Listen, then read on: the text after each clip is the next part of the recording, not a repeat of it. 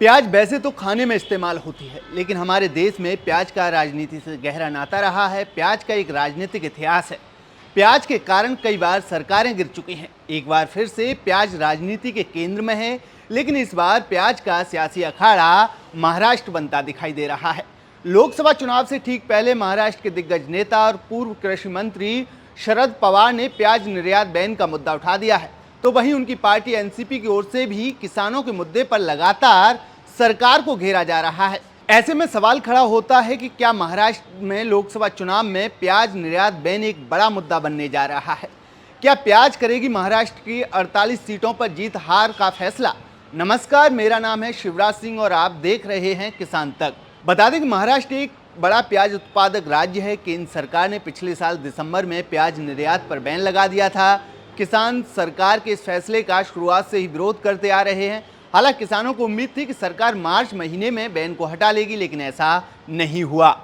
प्याज बैन का मुद्दा विपक्ष के लिए कितना बड़ा है, इसका अंदाजा इसी बात से लगाया जा सकता है कि महाराष्ट्र की चुनावी रैलियों में अब इसकी गूंज सुनाई देने लगी है। बीते 23 मार्च को पुणे के इंदापुर में महाविकास अघाड़ी की किसान रैली हुई, जिसमें एनसीपी शरद पवार गुट के मुखिया शरद पवार ने प्याज निर्यात बैन को लेकर बीजेपी को घेरा था। उन्होंने निशाना साधते हुए कहा था कि सत्ता में बैठे लोगों को किसानों की कोई परवाह नहीं है। किसान प्याज निर्यात पर राहत की मांग कर रहे हैं। तो वहीं इसी जनसभा में एनसीपी शरद पवार गुट की सांसद सुप्रिया सुले ने भी प्याज निर्यात बैन को लेकर मोदी सरकार को घेर चुकी हैं।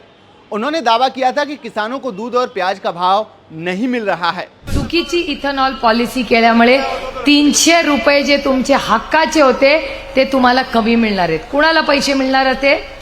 शेतकऱ्याला मिळणार होते। कमी कोणी केले? केंद्र सरकारने केले। त्याच्यामुळे तुम्हाला निर्णय घ्यायचा आहे की तुम्हाला या सरकार बदलायचं आहे का नाही।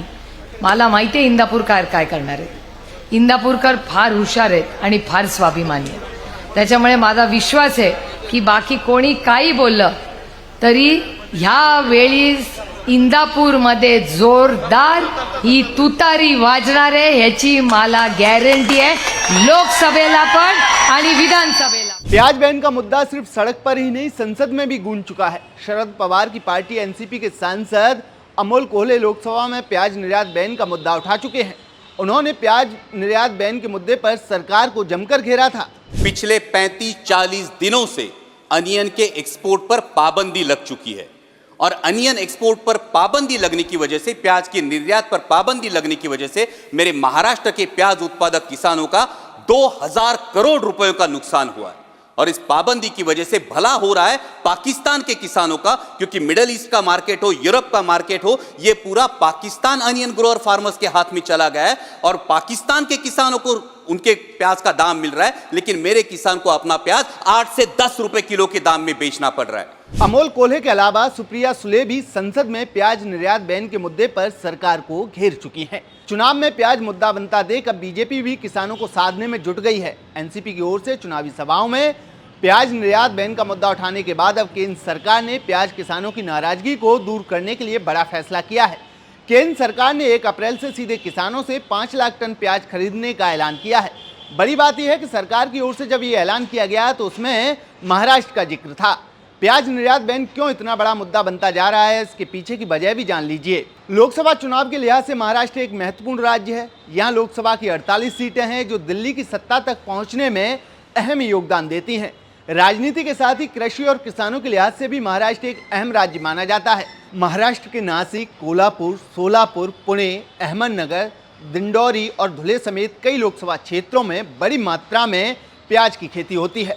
नासिक और दिंडोरी 2 लोकसभा क्षेत्र तो पूरी तरह से प्याज की खेती पर ही निर्भर हैं। लोकसभा चुनाव हो या फिर विधानसभा चुनाव, किसान महाराष्ट्र की राजनीति के केंद्र में बने रहते हैं।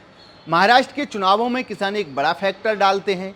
सभी पार्टियों की नज़र किसानों पर होती है। लोकसभा चुनाव में भी एनडीए और महाविकास अघाड़ी दोनों की नज़रें अब किसान वोटरों पर हैं। यही वजह है कि लोकसभा चुनाव में विपक्ष ने प्याज निर्यात बैन को मुद्दा बनाना शुरू कर दिया है। तो वहीं बीजेपी भी किसानों को साधने में जुट गई है। हालांकि लोकसभा चुनाव में किसानों का साथ किस पार्टी को मिलता है, ये तो चुनाव नतीजों के बाद ही तय होगा। नमस्कार, इस खबर में फिलहाल इतना ही। तमाम अपडेट के लिए बने रहिए किसान तक के साथ। अगर ये वीडियो आपको पसंद आया है तो इसे लाइक ज़रूर करें।